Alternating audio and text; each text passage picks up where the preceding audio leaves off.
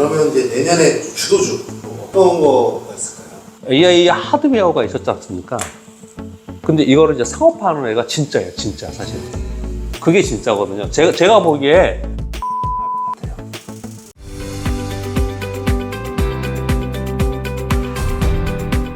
네, 앞서서 이사님께서 그래도 이제 국내 증시에 기회 요인이 있다. 세 가지 정도 말씀을 해주셨는데, 2025년 내년의 증시 전망, 이제 이사님의 뷰를 좀 듣고 싶은데요. 2025년 국내 증시랑 해외 증시 중에서 기회가 더 많은 건 어디라고 생각하세요? 저는 내년은 미국의 대통령이 새로운 사람이 되기 때문에 굉장히 변동성이 있고 불확실성이 더 많다고 생각합니다. 그래서 쉽게 예단하지 않았으면 좋겠다는 생각이 들고요. 그리고 경기를 논하는 사람들은 내년에 경기 침체 얘기를 또 많이 해요. 그런 불안 요인이 있는 상태에서 불확실성까지 겹쳐져 있는 거니까 내년도에는 일단은 보수적으로 좀 보자라는 게 또 한 측면에 있어요. 또 한 측면에서 보면요. 대통령이 새로 부임하고 집권 1년차 아닙니까? 1년차에 열심히 뭘 하겠죠. 우리 연초효과 있듯이. 그냥 뭐 경기 안 좋아지고 자기 집권하자마자 막 주식시장 폭락하고 경기 폭락하고 이렇게 둥했습니까? 그런 부분과 함께 중국이 경기 부양책을 저희가 시작을 했잖아요. 그걸 들어보면 또 시장이 그렇게 나쁠 것 같지 않잖아요. 이게 이제 상충되어 있습니다. 그러니까 저는 그래서 시황의 부분은 저는 방송에서 항상 3개월 단위로 저는 끊거든요. 연 단위로 끊지 않고 분기일로 끊어요. 시장은. 왜냐면 주식을 사가지고 뭐 몇 년 동안 갖고 있는 것도 있긴 하지만 그렇게까지 잘 안 하잖아요. 그래서 중간중간에 내가 리밸런싱 할 수 있으니까 3개월 단위로 좀 끊기 때문에 지금부터는 연말까지를 보고 내년에는 그냥 제가 말씀드릴 수 있는 거는 양쪽 다가 있다. 불안한 요인도 있고 그리고 기회 요인도 저는 상당히 있는 것 같습니다. 근데 지금 시장을 지배하는 것은 불안한 요인이 현재 더 있는 상태에 있어요. 그러니까 조금 더 올해보다는 미국 시장 기준으로 봐도 조금 더 보수적으로 보는 게 좋지 않을까라고 첫 번째 말씀을 드리겠고요. 두 번째는 우리나라하고 미국하고의 어느 쪽이 더 유리하나라고 본다면 그걸 구분하지 말자고요. 구분하지 말고 성격이 다르다고 생각하시면 어떤가 싶어요, 저는요. 어떻게 성격이 다르다고 생각하냐면, 우리나라는 선형적으로 오르지 못하니까, 장기적으로 지수에 베팅을 한다면 미국 시장이 하는 게 훨씬 더 안정적인 거고, 우리나라 지수는 그거보다 좀 불안하니까, 그렇게 보시면 될 것 같고, 미국 시장은 대형 우량주라면, 시장 자체를 놓고 본다면, 우리나라는 중소형주인 거예요. 그러니까, 우리가 대형주의 지수에 따라서 움직이는 대형주를 매매하는 매매 투자 전략과 중소형주의 투자 전략은 다르죠. 중소형주가 하루에 1% 오르고 1% 빠지고 뭐 2% 오르고 막 이런 식으로 하면 그거 답답해서 하겠습니까? 중소형주의 하이리스크에 투자했을 때는 하이리턴을 생각하는 거잖아요. 그러니까 우리 시장에 투자하는 거는 저는 어떻게 많이 권하고 싶냐면 오히려 뭐 삼성전자니 뭐 이런 뭐 현대차니 자꾸 그런 거 생각하시잖아요. KT니 뭐 그러지 마시고 우리나라에 있는 좀 똘망한 기술력이 있는 그런 중소형주를 사서 내가 위로 업사이드로 막 2배, 3배 좀 심하게 얘기하면 10배 이러면 진짜 듣기 싫어하시니까 그렇게 위로 업사이드가 높은 성장성이 있는 실제로 주가를 보시면 몇 년 전하고 이 팬데믹을 빼더라도 몇 년 전보다 지금하고 보면은 대부분 5배, 10배씩 주식들 많잖아요. 그런 기술력이 있는 기업에 우리나라는 투자를 하자. 왜냐면 우리나라에 있기 때문에 우리나라 기업을 우리는 분석을 할 수 있잖아요. 근데 여러분들이 지금 미국의 중소형주 분석할 수 있어요? 그렇게는 안 하잖아요. 그러니까 미국은 대형주의 경기 흐름을 타면서 거래를 하고 우리나라는 중소형주의 업사이드가 높은 것 위주로 거래를 하고 이렇게 시장을 분류해서 거래를 하는 게 어떤가라고 생각을 하고 하나만 더 덧붙인다면 만일 경기 침체 또는 시스템 위기가 와서 시장이 폭락한다. 그럼 무조건 미국을 해야죠. 우리가 왜 시장이 폭락하면 가장 확실하게 올라갈 수 있는 주식을 밑에 사야 되는 거잖아요. 시장이 폭락해가지고 잘못하면은 반등을 못하고 아웃되는 기업이 있을 수도 있잖아요. 그런 기업이 있을 수 있지 않습니까? 왜냐하면 경기 상황이 안 좋으면. 근데 미국은 훨씬 더 안정적인 거잖아요. 그리고 보호적도 훨씬 크지 않습니까? 그러니까 시장이 위험하면 위험할수록 당연히 미국이 하는 게 더 맞는 거예요. 그런데 지금처럼 그냥 완만하게 많은 게 왔다 갔다 뭐 특별한 이슈가 없다. 그렇다면 우려를 본다면은 지금 상황은 한국의 기회가 좀 있는데 저는 그런 것보다도 성격이 다르다. 거기에 맞춰 투자를 했으면 좋겠다라고 생각합니다. 이제 지금 글로벌 각국이 또 예. 이제 피벗의 시대로 들어서고 있잖아요. 예. 내년에 투자 환경은 어떻게 달라질까요? 금리 인하를 해서 당락이 금리차가 정상화되면 경기 침체가 오더라 막 이런 얘기를 하면서 또 약세론자 얘기를 해요. 우리 그 2년 전, 3년 전에도 양서론 맨날 얘기하다가 지금 시장에서 없어진 사람도 많잖아요. 이게 낀지 많이 있지 않습니까? 근데 요즘에 또 이제 경기 침체기 나오니까 그 사람들이 맞았나 그러는데, 아니, 3년 만에 한 번 맞는 게 맞은 건 아니잖아요. 경기에 대한 걱정은 분명히 있는 거 맞습니다. 왜냐면 그동안에 계속 고금리였기 때문에 분명히 그건 맞아요. 근데, 말씀드렸다시피, 미국의 경기가 둔화되고 침체에 막 이 초입에까지 오게 만든 거는 연준이 한 거예요. 그러면 이게 이제 위기까지 가지 않고 경착륙으로 소프트 랜딩하고 다시 회복할 수 있는 그런 과정으로 가게 하려면 그것도 연준이 해야 되는 거거든요. 그래서 선제적으로 소위 보험적인 금리 인하를 해야 된다라고 많은 사람들이 그 얘기하고 있는 거예요. 그래서 그 상황 속에서 시스템 위기까지 가지 않으면 별 문제가 없는 거거든요. 그 표를 한번 보겠습니다. 아주 유명한 표를 한번 볼게요. 우라카미 군이후의 경기 사이클과 금리. 이게 우라카미 군이후의 주식시장에서 사기에 책 한 권을 한 페이지로 만든 거예요. 이게 지금 이 이론이 생긴 지 지금은 2024년이니까 50년 됐네요. 그러니까 맞을까요? 잘 안 맞겠죠. 그러나 이 기본 원리가 굉장히 좋은 원리입니다. 보시면 경기가 침체기에 있을 때 금리는 내리겠죠. 실적은 안 좋겠죠. 근데 주가는 오른다. 이걸 금융장세로 한다. 이렇게 이제 얘기한 거예요. 제가 구체적인 얘기는 안 하겠습니다. 그냥. 그래서 경기가 침체기, 회복기, 화랑기, 후퇴기, 경기 순환 사이클에 따라서 주식시장이 움직이는데 주식시장은 경기 때문에 움직이는 게 아니고 금리 때문에 움직이는 거예요. 중간에 있는 금리가 내려가는 동안에 급격하게 떨어뜨리고, 그러니까 금리를 미국에 예전에 3%에서 제로금리까지 만들고 그러면 시장이 급반등하잖아요. 그러니까 금리에 영향을 받는다는 얘기를 하는 거거든요. 이걸 봤을 때 직관적으로 봤을 때 한번 보세요. 지금 어디쯤 있냐를 생각해 보는 거예요. 우리 지금 한번 같이 생각해 보자고요. 경기 순환으로 봤을 때 우리가 지금 회복기입니까? 아니에요. 우리 화랑기예요? 아니에요. 지금은 경기 후퇴기라고 얘기하잖아요. 지금은 경기 후퇴기라고 얘기해요. 지금 경기 둔화돼서 이제 경기 침체로 가냐 안 가냐를 얘기한 거잖아요. 그러니까 우리 경기 후퇴기에 가 있는 거예요. 그래서 실적들도 우리나라 잘 보세요. 실적이 지금 안 좋잖아요. 이 보시면 맨 밑에 보면 중간에 실적이 있죠. 금리 밑에 실적 있죠.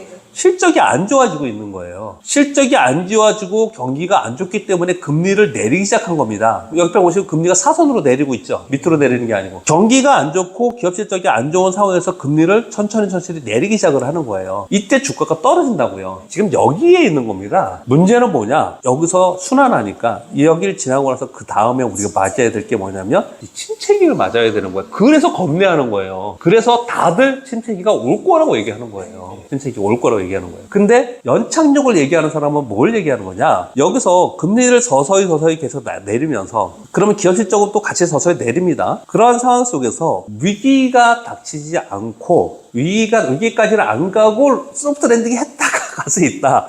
그래서 회복을 한다. 요게 소프트 랜딩을 얘기하는 사람들이 하는 거고, 위기론을 얘기하는 사람들은 이거 봐. 이게 50년에 이게 틀린 적이 있었어? 이걸 벗어난 적이 한 번도 없었잖아. 그러니 요 다음에 침체기에 가면 금리를 이게 보면 사선으로 안 하고 밑으로 내려가죠. 이게 왜 그럴까요?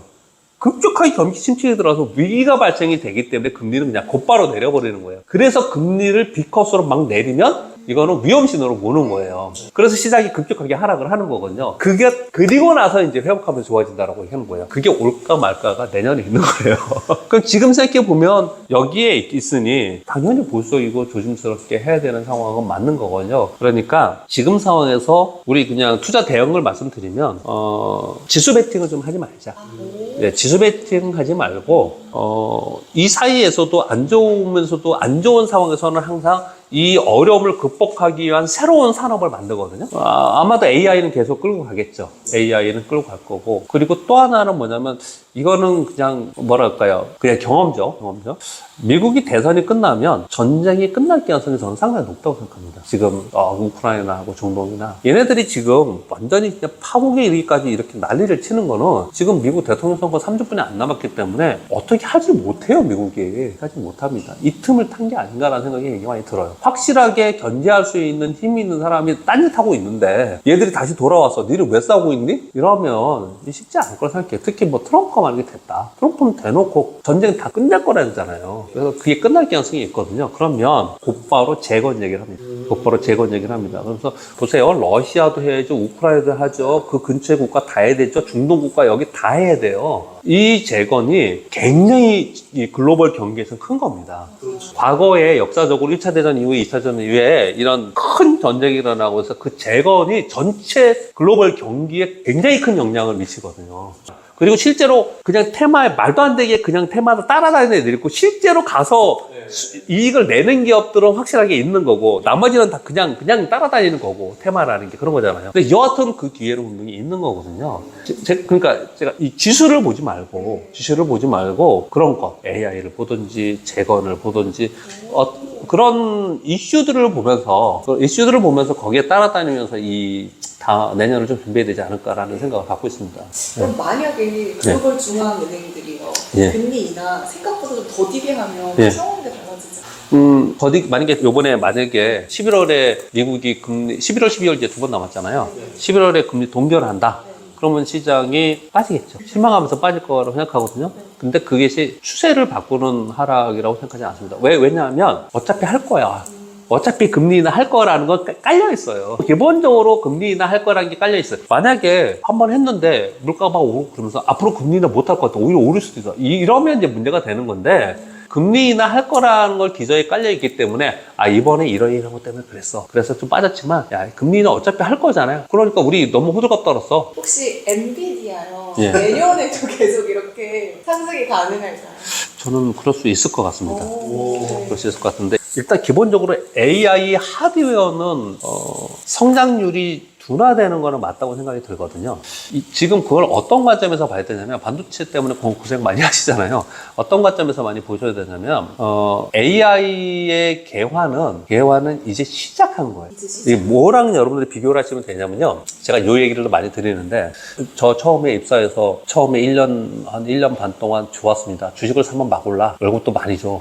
총각 시절에 얼마나 좋습니까? 그러다가 외환위기를 맞았습니다. 그래가지고 서로 막 맞보정 쓰고 개판 됐습니다. 그러다가 이제 외환위기에서 벗어나서 있었지 않습니까? 그때 우리나라에서 지금 거래하는 여러분 온라인 거래, 연속 재매매 하루에 몇 번씩 거래할 수 있죠? 이 거래는 언제부터 시작한 거냐면 1998년 가을에 시작한 거예요. 그때 처음 들어왔습니다. 그때 처음 1998년 가을 99년도에 소위 온라인 거래, 인터넷 매매, 데이 트레이딩 이런 것들이 생길 수 있었던 이유는 뭐냐? 인터넷이 들어온 거예요. 인터넷이. 그 인터넷이 소위 그때 얘기한 IT 버블, IT 혁명이었던 거예요. 그러면서 IT 버블을 만들었다가 266포인트에서 우리나라 지수가 1000포인트 위로 갔다가 그 다음에 곧바로 500포인트까지 또 반토막 났죠. 그런 시절이 있었거든요. 그렇게 큰 버블을 만들고 깨지고 한 IT 시대에 IT 혁명이 있었는데 그것이 핵심이 인터넷이었고요. 그 인터넷의 IT 버블이 있었기 때문에 인터넷 혁명이 있었기 때문에 이후에 오늘의 우리는 당연히 느끼는 요즘 젊은 분들은 모를 겁니다. 당연히 느끼는 게 지금 발생이 된 게 뭐예요? 우리 휴대폰, 스마트폰. 네, 넷플릭스, 아마존 이거 다 인터넷이 없으면 다 안 되는 거예요. 그전에 없었습니다. 여러분. 없었어요 그때는. 그게 있음으로써 처음에는 그래서 맨 처음에 뭐냐면 인터넷 하드웨어 인터넷을 기술이 어떻고 통신에서 어떻고 이런 데들이 막 떴어요. 거기 장비 회사들 막 뛰고 막 이랬습니다. 그랬는데 나중에 보니까 누가 떴어요? 실제로는 애플, 아마존, 넷플릭스 얘네들이 다 손들어 뜬 거잖아요. 얘네들이 뭐예요? 그 기술을 이용해서 상업화해서 실제 수혜의 기업들이 나온 거예요. 그대로 지금 이 AI를 생각해 보세요. 그대로 지금 생각을 해보면 AI가 시작된 게 지금 사실 1년 정도밖에 안 됐어요. 엄밀하게 따지면. 왜? AI가 진짜로 본격적으로 시작된 건 챗GPT가 나오면서 시작된 거예요. 챗GPT가 나오면서 챗GPT의 LLM을 구동할 수 있는 대형 가속기가 필요하기 때문에 그걸 하드웨어가 뒷받침해줘야 되고 그 하드웨어의 핵심에 엔비디아가 있는 거죠. 그러면 어느 순간이 지나면 하드웨어를 그냥 주구장창 죽을 때까지 계속 가속비를 HBM 3, 4, 5 막 계속 거기다 넣나요? 그러지는 않을 거예요. 어느 정도 되면 채워질 거 아니에요. 제가 삼성전자 욕한 게 그거예요. 맨날 다음 거 한대. 8단 하는데 자기네는 12단 하고 있대. 4 하고 있는데 자기네는 그 다음 거 준비하고 있대. 언제 남들은 다 어차피 고관 채워놓으면 이제 못 팔아. 그때 그 기술 구현해도 이걸 봄부터 얘기했어요. 아직도 못하고 있지 않습니까? 그리고 오늘의 삼성전자가 된 거예요. 이 얘기는 하드웨어는 어느 순간 되면 채워집니다. 끝나. 그 다음에 그 수혜는 이제 그것을 이용해서 실제로 돈을 버는 다른 어떤 사람이 될 거거든요. 일단 그건 나중에 차치하고 지금은 어느 단계냐? 그 하드웨어를 다 구축하는 단계에 있는 거예요. 그 단계에 엔비디아가 가장 핵심에 있기 때문에 엔비디아가 이만큼 올라가고 전 세계 탑의 기업이 됐는데 굉장히 많이 채웠잖아요. 이번에 이제 블랙웰로 더 채운다고 하지만 그것도 내년까지 완판됐다는 얘기는 그걸 다 반영하면서 주가도 움직였고 다 채웠지 않습니까? 그래서 엔비디아에 대해서 이제 소위 HBM 피크론 얘기 나오고 AI 반도체 피크론 얘기 나온 게 그래서 나온 거거든요. 근데 저는 엔비디아가 가능성이 더 있겠다고 생각하는 이유는 뭐냐면 엔비디아가 잘하는 거죠. 똑똑한 거죠. 하드웨어만 팔아먹다가 지금 하는 게 뭐예요? 요번에 연초에 AI 하는 박람회가 뭐죠? 네, CES 할 때 젠슨왕 CEO가 거기 안 가고 어디 갔냐면은 바이오 포럼에 갔어요. 이쪽에서 부르고 이쪽에서 초청했는데 바이오 포럼에 갔어요. 엔비디아가 지금 뭐라고 했냐면은 AI 바이오 헬스케어 이거를 계속 투자를 하고 있고요. 또 뭐 하냐? 로봇 투자 가만 잘 보세요. 로봇 투자 계속 하고 있고 클라우드 투자 계속 하고 있고 그래서 얘들 뭐 하려고 하냐면 플랫폼을 아예 자기들이 만들어서 엔비디아 왕국 안에서 돌아가게끔 하려고 지금 그러는 거예요.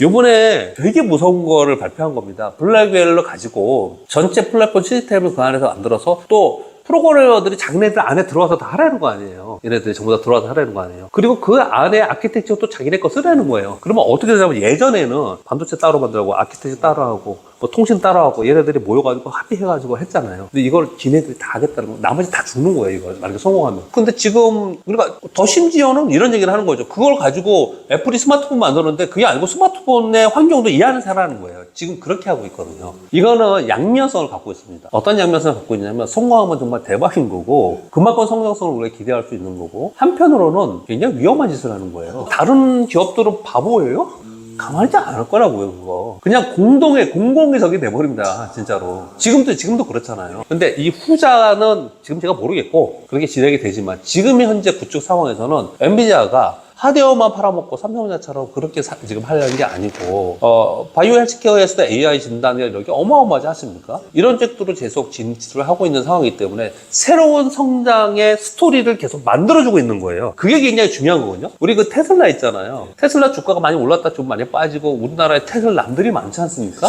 이 테슬라남들이 계속 테슬라가 주가 빠져도 테슬라 별 걱정도 안 하고 그냥 테슬라 사랑 러버잖아요. 빠져있지 않습니까? 왜냐? 테슬라는요. 전기차 캐즘이 왔지만 테슬라는 로봇도 하죠. 자율주행도 하죠. 우주항공도 하죠. 새로운 성장 스토리를 갖고 있는 회사예요.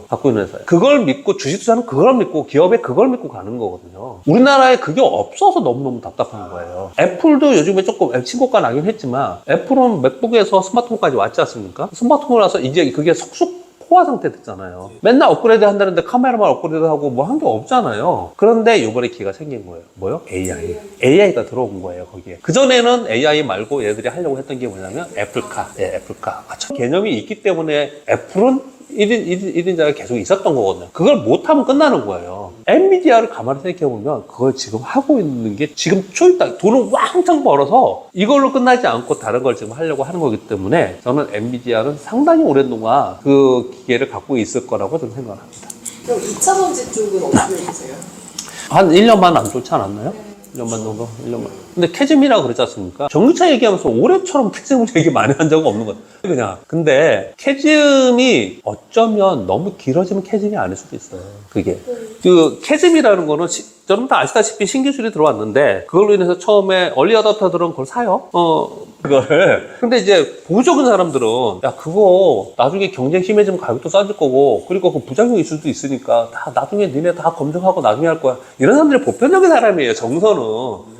그렇다고요. 근데 이제 전기차가 처음에 나왔을 때 전기차에 대해서 사람들이 그 얼리 어댑터들은 어떻든 간에 굉장히 많은 사람들이 샀고 중국은 그걸로 어떻든 경기나 아니면 기술 보급을 위해서 중국은 위험해도 그냥 한 거고 다른 국가들은 그걸 재면서 갔지 않습니까? 물론 근본적인 원인은 뭐 환경 문제가 있겠지만 전기차로 가는 길이고 2030년 되고 35년 되면은 뭐 70% 80% 전기차 되고 이런 얘기 했지 않습니까? 근데 지금은 많이 후퇴했잖아요. 후퇴한 이유를 가만히 생각해 보면 뭐 트럼프가 되면 어쩌고 저쩌고 뭐 또는 뭐 전기차 가격이 이런 거보다는 근본적으로 그냥 우리 소비자 상식 수준을 생각해 봤을 때 왜냐면은 아직까지 주행 거리 짧죠.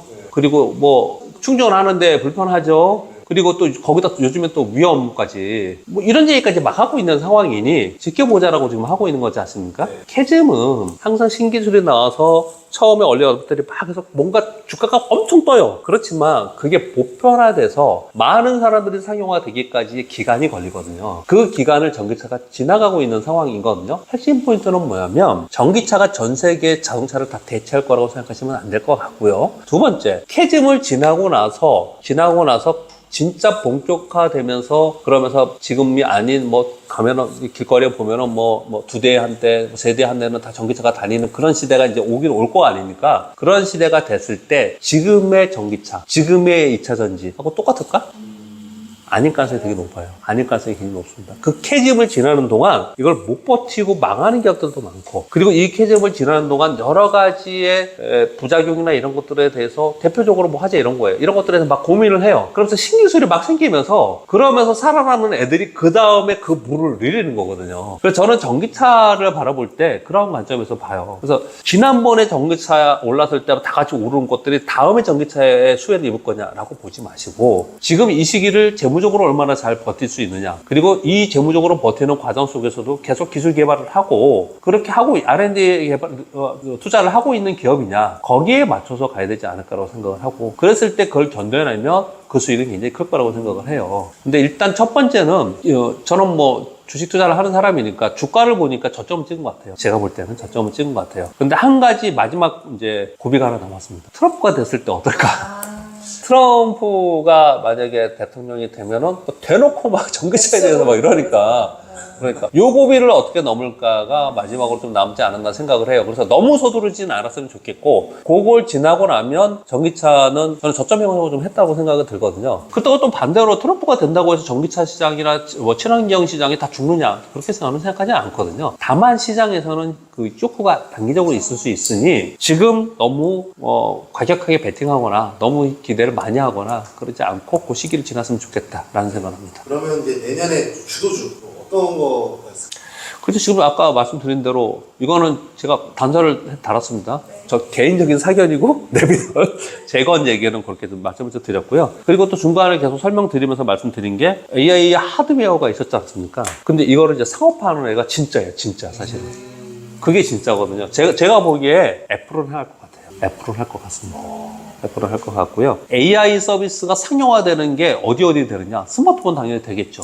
노트북 같은 거 이런 거 되겠죠. 지금 방송 하시니까 많이 쓰지 않으세요? 저도 예전보다 되게 많이 좋았어요. 저도 노트북으로 작업을 하는데 예전에는 뭐 자료 같은 거 보려면은 뭐 FDA도 들어가고 미국의 연주도 들어가고 막 그랬는데 요즘에 저 이제 코파일럿 쓰는데 코파일럿을 해가지고 미국 CPI 차트 추이 다 쫙 좋아요. 시간을 완전 단축했어요. 예. 그렇게 저는 진짜 보수적인 사람이에요. 아마도 100명이 있으면 99번째 물건 살 거예요. 신제품 나오면. 그런데 저도 그렇게 하는 거 보면 많이 침투가 되고 있는 거지 않습니까? 일단 IT 디바이스, 온 디바이스, AI 온 디바이스의 IT 기기들 있죠. 이게 이제 어떤 게 나오느냐가 이제 진짜일 거라 생각이 들고요. 그리고 AI가 들어가는 데가 어떤 데 들어갈까? 로봇에 들어가겠죠. 자율주행에 들어가겠죠. 공장 자동화 들어가겠죠. 그러니까 결국은 이게 앞으로 10년은 갈 거라. 이게 다 그냥 내년에도 그렇고 앞으로 10년은 전부 이걸로 갈 거라 생각해요. 그때 제가 IT를 경험했잖아요. IT 버블 붕괴를. 인터넷으로 그 다음에 새로운 기업이 나왔는데 우리나라에서 그런 기업이 제발 나왔으면 좋겠는데 사실은 그런 거 할 수 있는 데가 어떤 데냐면 뭐 네이버나 아니면은 뭐 빅데이터를 갖고 있는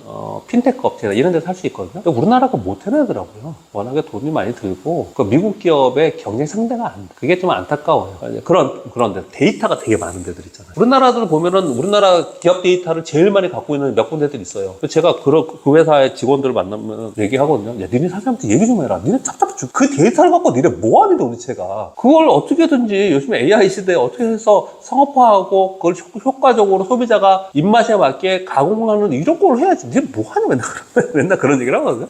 좀 답답한데 그런 거 할 수 있는 데가 진짜 데이터가 많은 데 있잖아요. 그런 데가 좋을 거라 생각을 해요. 근데 그 데이터가 많다라는 걸 다른 데 표현하면 어떤 거냐면 그 데이터 모이는 데가 데이터 센터 아닙니까?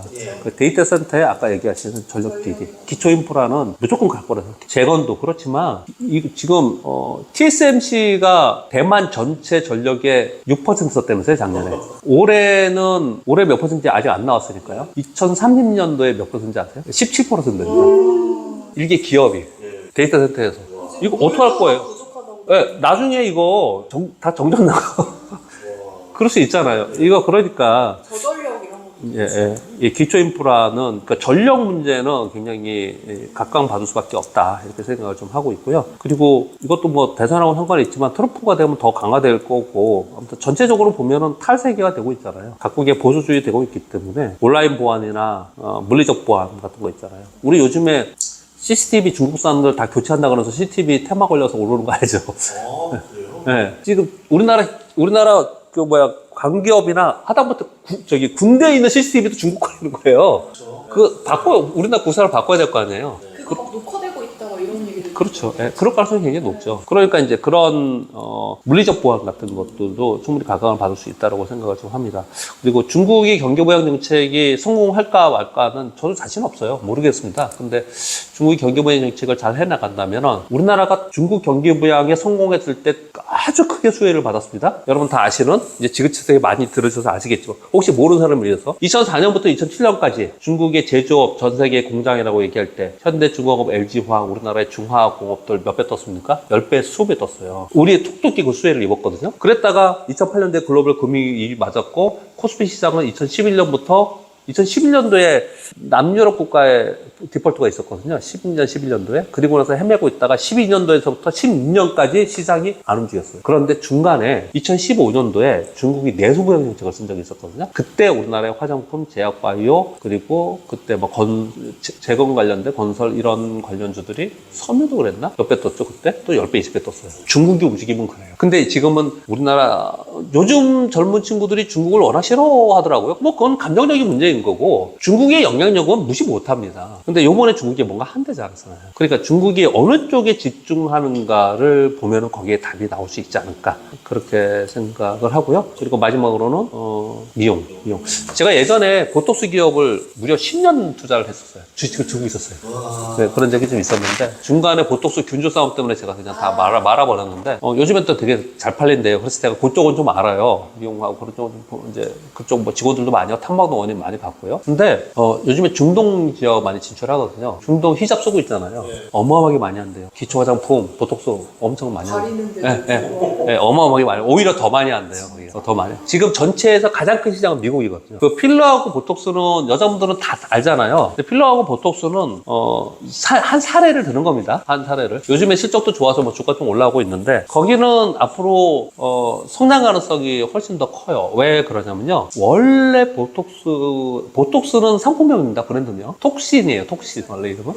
예, 보툴륨 톡신이에요. 그 보툴륨 톡신하고 필러보다도 보툴륨 톡신은 치료제로 많이 사용하기 위해서 처음에 있었어요. 50견 뭐 이런 거 있지 않습니까? 네, 그런 치료제로 많이 사용을 했는데 엘러간 지금은 이제 팔려가지고 FB하고 뭐 어떻게 팔렸습니다. 지금은 엘러간이. 근데 엘러간은 피부 미용보다도 치료제로 훨씬 더 수입이 많아. 근데 우리나라 보톡스 기업들은 전부 다 그냥 미용으로만 지금 하고 있는 상황이거든요. 임상을 뭐 거의 뭐 이제 일상 뭐 전임상 뭐 이런 정도예요. 전임상은 아니겠다. 사람한테 해야 되니까요. 근데 그런 기회가 있거든요. 그래서 우리나라 피부 미용이나 아니면 화장품 이런 쪽은요. 생각보다 여러 가지 벽면으로 성장 모멘텀을 좀 가지고 있어요. 네, 그런 쪽은 사실 경기와 좀 상관이 없을 수 있으니까 그런 쪽도 관심이 좀 가지고 있으면 되지 않을까 생각해요. 지금 얘기하다 보니까 저도 되게 깜짝 놀랐네요. 지금 얘기한 거에 한 종목씩만 얘기해도 한 10개 이상은 될 것 같은데. 네. 그렇게 될 것 같아요.